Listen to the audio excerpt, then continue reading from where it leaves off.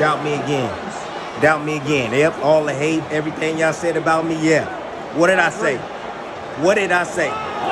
Told you. The greatest. The greatest. The greatest. I know what I'm talking about. All you haters out there. I told you.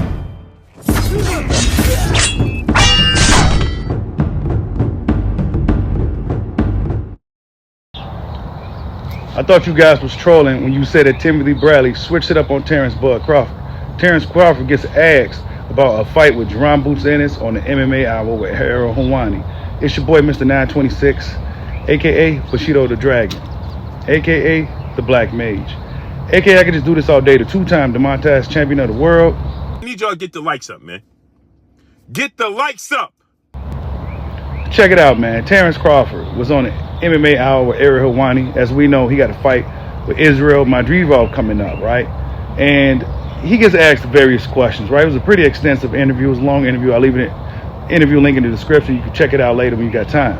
But Terence Crawford gets asked about the Errol Spence, him making weight for the fight, things of that nature, right? The way the rematch clause didn't play out, check it out. Was the plan for you always after the Spence fight to move up to 54, or was that something that has materialized over time?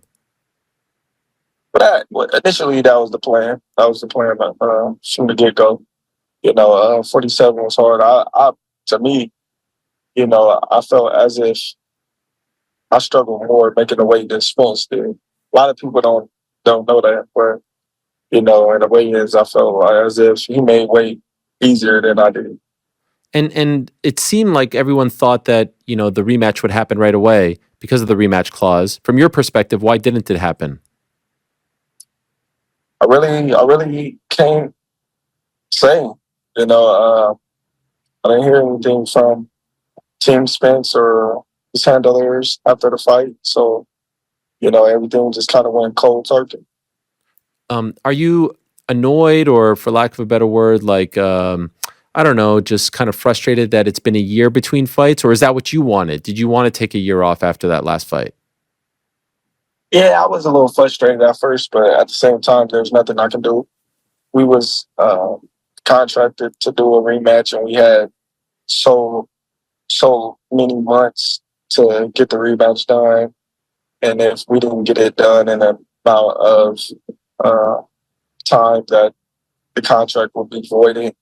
So being that we wasn't able to get in touch with anybody or talk to anybody about the rematch, we just had to wait till the time came to where we can go and do our own thing.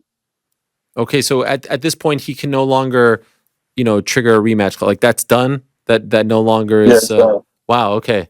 And are you surprised by that?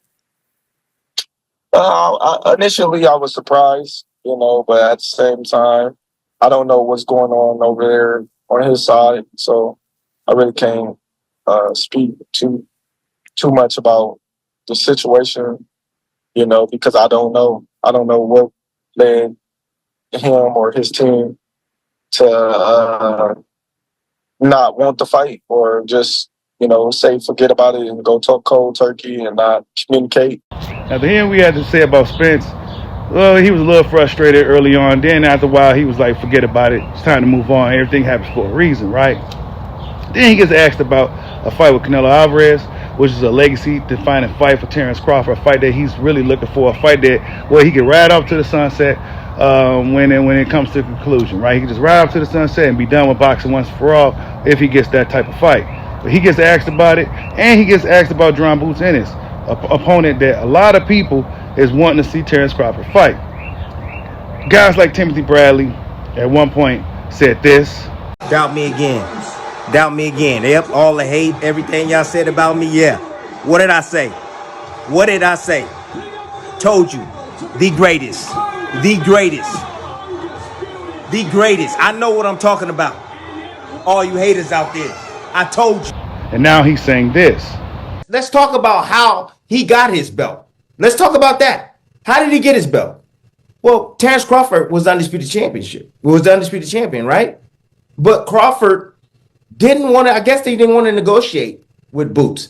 Boots has been after Crawford for some time now. He wants all that smoke, man, at the end of the day. I don't understand how we're let me just say this. I don't understand how we're saying we want Benavidez and we want Canelo Alvarez. We want Benavidez and Canelo Alvarez. Well, Crawford was at 147 at one point. Now he's at 54. However, why can't we get a Crawford and Boots Ennis?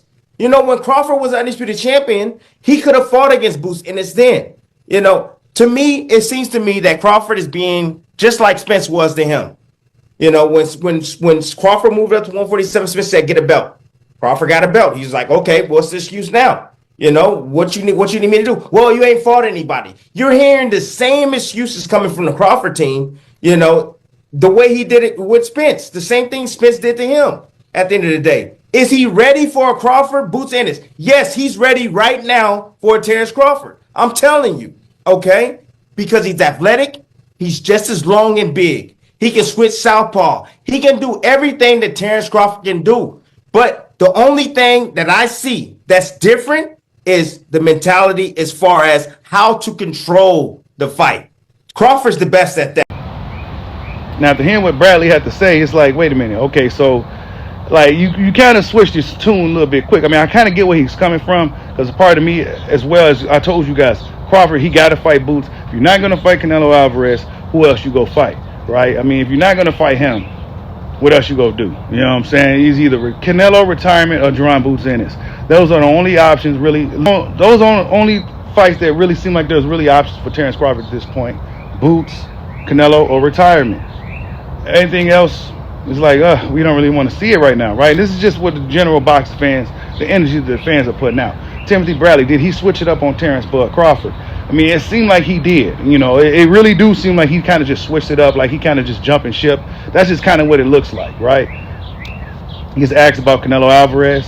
And I know people ask you about Canelo, and I know you'll say you're just focusing on August 3rd, so I don't want to ask you the same question. But could I just ask hypothetically, because I said last week on the show, I am more interested right now in a potential Terence Crawford Boots Ennis fight than Terence Crawford versus Canelo. Am I crazy for saying that? Or No, crazy. You're not crazy because that's your opinion. right. You know, that's your opinion, but at the same time, you know, being where I'm at right now, I'm looking at the fight that makes the most sense, and that's not Boots. Canelo is going to bring way more to my legacy, way more to my bank account, you know, because at the end of the day, when boxing is done with, what will we have? Mm-hmm. You know, I want to have a legacy that's something that people talk about for the ages. And not only that, I want to have a bank account that will last for ages as well. So I don't blame you. So is there a chance, if all goes well in the 3rd, that Canelo could be next? Could be. We have to see. Wow. Have to see. That would be something. One fight at a time. Where would that be? Where would that take place? Would that be like, would that have to be in Saudi, or would it be in Vegas, or? I don't know. Let's see. Would that be your choice? I know it's one fight at a time, but if you can map it out, would that be your choice? No, it would be everybody's choice. Canelo have to agree. I would have to agree. Turkey would have to agree because he'd be the one that's, you know, dishing out the money. So it'd be a lot of things, a lot of moving parts got to be involved in that fight. What weight would that be at? Last question. If you can give me that, would it be 168? As high as that, or 160? 168. Dang, you're gonna go from 54 to 68. You're gonna jump over 2 weight classes. If that's the fight that's in front of me, then yes. That's what the pound for pound king does.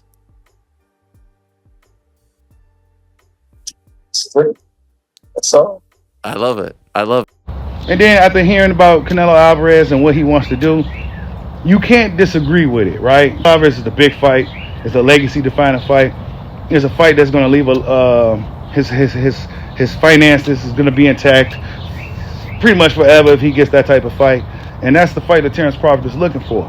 Can't necessarily be mad at him, but I will say this: if he can't fight Canelo Alvarez, if he just for some reason don't get that fight, he definitely should consider a Jaron Boots Ennis at 154 pounds. I mean, I'm just saying, if he gets past Israel Madridov in impressive fashion, and Canelo Alvarez has still got cold feet, if he can't get Chris Eubanks Jr., whatever he's trying to do, well, then I say the better option would be Jaron Boots Ennis at this point, and then he can still ride off to the sunset. I still got Terence Crawford beating Jaron Boots Ennis, but he must let Jaron Boots Ennis get that opportunity so we can see it really happen. Tell me what you guys think. Did Timothy Bradley switch it up with Terence Crawford? Is Canelo Alvarez a more meaningful legacy fight than a Jaron Boots Ennis? Tell me what you guys think. Like, subscribe, holla at your boy. Peace out.